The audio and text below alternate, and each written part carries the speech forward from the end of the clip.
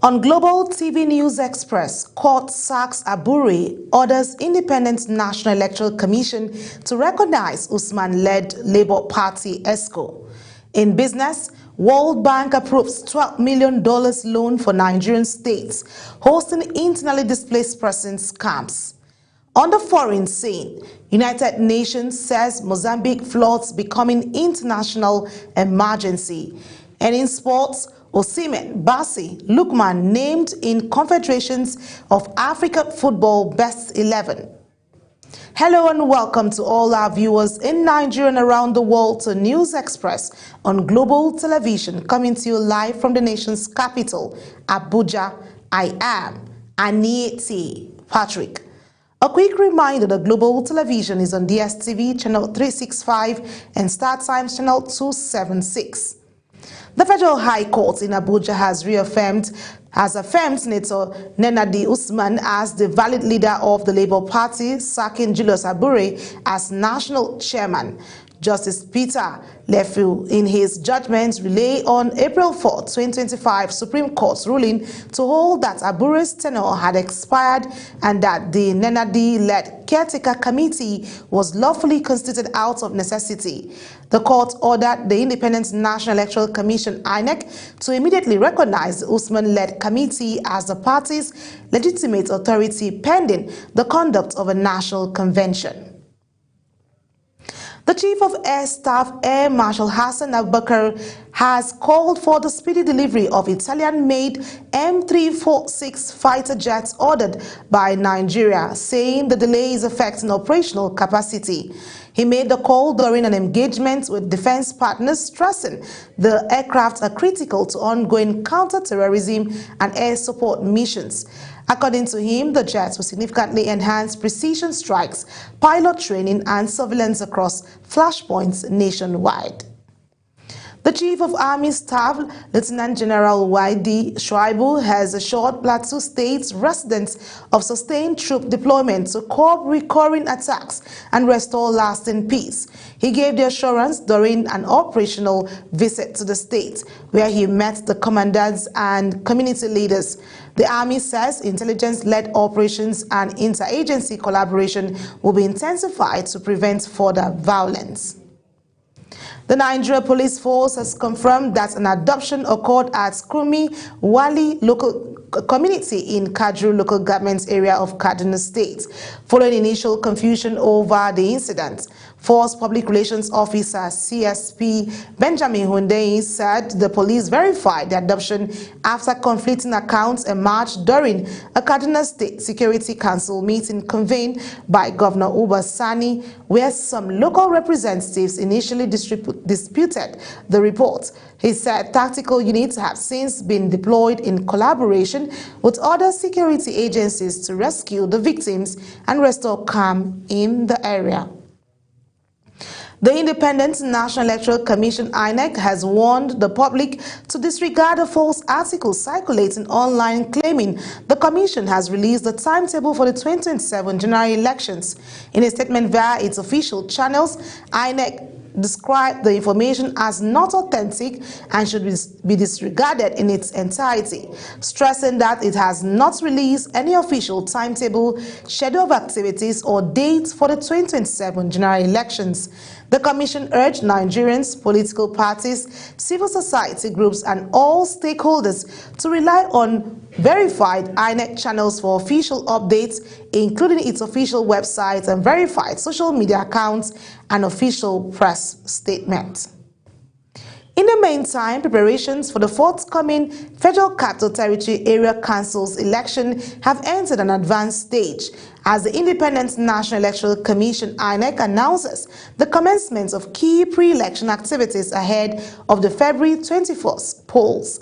The Resident Electoral Commissioner (INEC) FCT Aminu Kashimu Idris disclosed this while briefing journalists in Abuja on the Commission's level of preparedness for the election. Topsy Gimba has the details. The Resident Electoral Commissioner, INEC FCT Aminu Kashimu Idris says INEC has concluded major groundwork, including online registration and physical capturing of eligible voters to ensure a smooth and credible electoral process. According to him, The Commission has published over 1 million registered voters who are expected to elect 6 area council chairmen and 62 councillors across the 6 area councils of the Federal Capital Territory. Let me begin with the area of registration of voters. You will recall that the Commission had a continuous voter registration exercise which started from the 18th of August with the online registration and then became in person on 25th of August. Was scheduled to end on the 8th of October, but the Commission extended it by 4 days and it concluded on the 12th of October.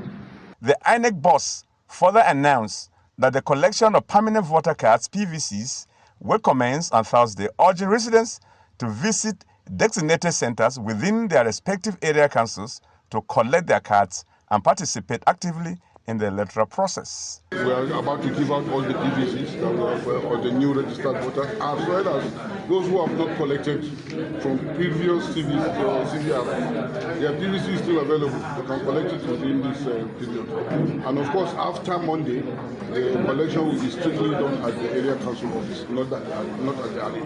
The Administrative Secretary, INEC FCT, Bimbo Oladunjoye, stressed the importance of the PVC collection exercise and call on residents to take ownership of the process by turning out in large numbers. INEC reassured residents of the Abuja of its commitment to delivering a credible area council election. Topsy Gimba reporting for Global Television News. The National Drug Law Enforcement Agency, NDLEA, says Nigeria is no longer a safe haven for drug traffickers and barons, following significant operational successes recorded by the agency over the last 5 years. Chairman of the agency, General Buba Marwa, announced this at the awards and commendation ceremony to outstanding staff of the agency in Abuja. Saadatu Garba was there for Global Television News. At the occasion, General Buba Marwa restates the determination of the NDLEA to bring every drug baron to justice, while it continues to take all necessary measures to intercept illicit drugs coming into Nigeria.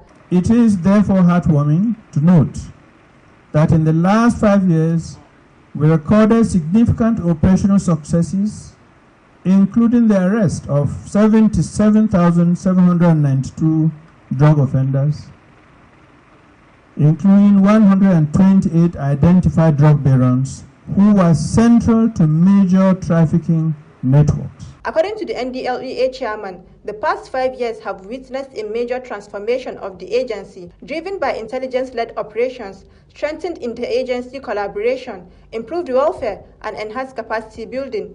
He commended officers and men for their resilience, courage, and professionalism in the fight against illicit drugs across the country. I commend the resilience, courage, and professionalism of our personnel who have continued to deliver results despite operational risks and challenges. Your sacrifices have directly contributed to the measurable outcomes recorded by the agency. While congratulating award recipients, General Marwa warned that the next phase of operations would demand greater tactical sophistication, sustained pressure, and zero tolerance for complacency. He also acknowledged the support of sister security agencies, international partners, civil society organizations, and the media, describing collaboration as key to achieving a drug-free Nigeria. The National Drug Law Enforcement Agency says, with renewed mandates and improved resolve, it will continue to protect public health, enhance national security, and safeguard the future of Nigeria's youth. Saadatu Garba reporting for Global Television. Residents of Nigeria's Federal Capital Territory, Abuja, are raising concerns over the continuous hike in rent prices across the city, a situation many now describe as a growing housing crisis. From Lugbe to Kubwa, Gwarimpa to Jahi, tenants say rent increases have become frequent and sudden. Ubong Usoro tells us more. Abuja residents say living in the nation's capital is becoming increasingly difficult for average income earners. In some neighborhoods, rents have risen by over 50% within a short period, forcing many families to relocate to distant satellite towns. The rent has been skyrocketing for a while since this dispensation came into power. So it is no longer affordable for the average individuals who earn a lower salaries because the rent has shot up.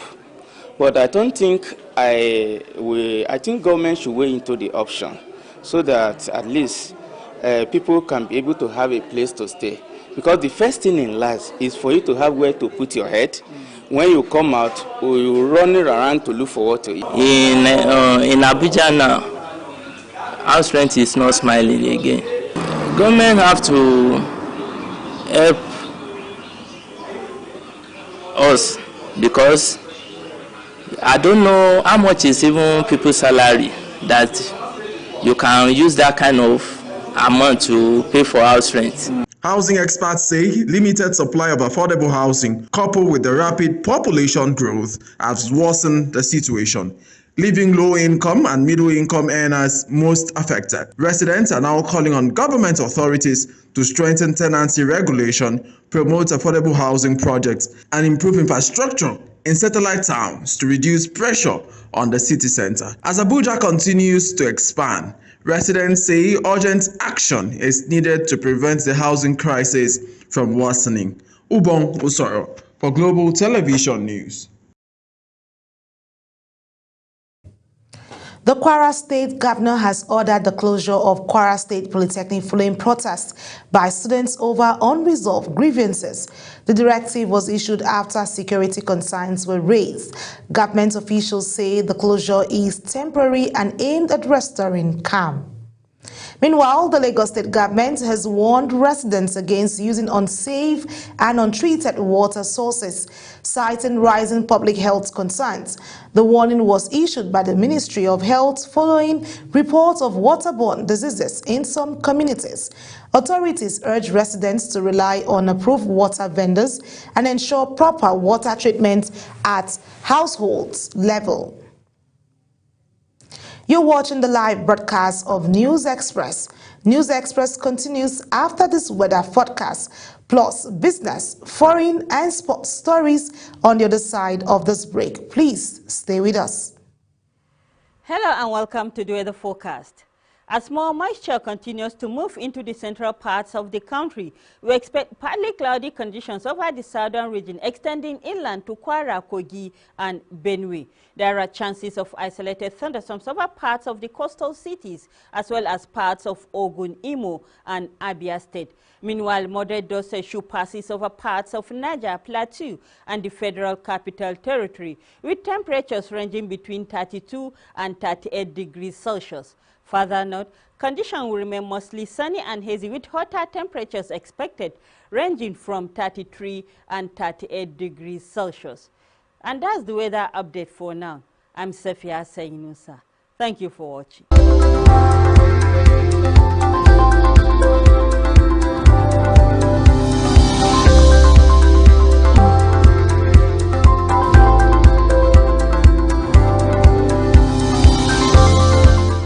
It's good to have you back with us on News Express and Global TV. In business, the World Bank has approved up to $12 million in performance-based funding for Nigerian states hosting internally displaced persons camps under the Solutions for the Internally Displaced and Host Communities project.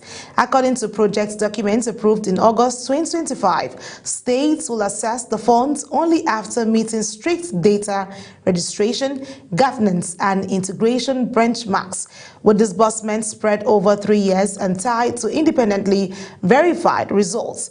The funding forms part of the broader $300 million concessional credit aimed at improving data quality, assets management, and long-term integration of displaced persons into host communities.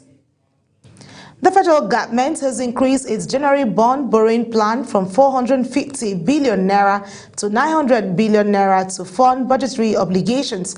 The Debt Management Office announced the decision in Abuja, citing rising financing needs. Analysts warned that the move could further increase debt servicing pressure. The federal government says reforms in the livestock sector could contribute up to $74 billion to Nigeria's gross domestic product. Officials disclosed this during a policy briefing highlighting plans to modernize ranching and improve animal health systems. The initiative is expected to boost food security and create jobs. And on the foreign scene, the United Nations has warned that severe flooding in Mozambique has escalated into humanitarian emergency, with more than 100 people killed nationwide since the rainy season began in October. Over 500,000 people have been affected, tens of thousands displaced, and critical infrastructure destroyed, severely hampering rescue and aid efforts, particularly in Maputo province. UNICEF says the floods, combined with disease risks and the onset of cloning season, could trigger a deadly double crisis for children unless urgent intervention is scaled up. Providers are warning of catastrophic collapse of healthcare services in Malawi a year after United States funding cuts begin undoing a decade of progress against HIV and AIDS, a situation that is leaving some of the most vulnerable with a feeling of hopelessness. In the impoverished Southern African country, the U.S. government's decision to slash foreign aid in January 2025 has led to significant cuts in HIV treatments, a spike in pregnancies, and a return to discrimination. Here's Zarao Nasiru's report. Chisomo Kwanga, an HIV-positive man who lives in the northern town of Zuzu, said the end of the U.S.-funded specialized care was like a death sentence. After his normal provider of life-saving antiretroviral therapy vanished due to budget cuts, he turned to a public hospital. The Family Planning Association of Malawi, a non-governmental organization and cornerstone of rural healthcare, has been forced to ground the mobile clinics that serves as the only medical link for remote villages. The association's executive director, Donald Makwaka, explains. Several sectors, including the health sector. So it's just an appeal from us as an organization to other donors that are out there, but also to the government when it comes to budgeting, to consider looking at what gaps have been left by the USAID, the withdrawal of USAID funding, so that that person in the rural area does not get affected, because we know we are likely to lose out on all the successes that we have registered. More than 1 million of AIDS dependent Malawi's roughly 22 million people lived with HIV, and the United States previously provided 60% of its HIV treatment budget. Globally, researchers estimate that hundreds of thousands of preventable deaths have been caused by the Trump administration's dismantling of U.S. foreign aid, which has upended humanitarian efforts to fight HIV, malaria, and tuberculosis in some of the world's poorest regions. Zahra Unasr, reporting for Global TV. European allies have continued to rally around Greenland's sovereignty, emphasizing the United States cannot threaten his way to ownership of semi-autonomous Danish territory. Our correspondent, Edikan Michael, now brings us more on the issue. European leaders are closing ranks in response to Donald Trump's threat of additional tariff to force the acquisition of Greenland. President Trump has just vowed to follow through on his threat to impose tariff on European countries who oppose his demand to take control of the Greenland. Now, according to Trump, the world is not secure unless U.S. has complete and total control of Greenland. I may put a tariff on countries if they don't go along with Greenland, because we need Greenland for national security, so I may do that. I just went one after another. I called Germany. No, we will not do that. They said, no, we're going to put a 25% tariff, which is, by the way, about 7 times more than they would have to pay by raising the drug, like 7 times. This wasn't like a little bit more, 7 times more.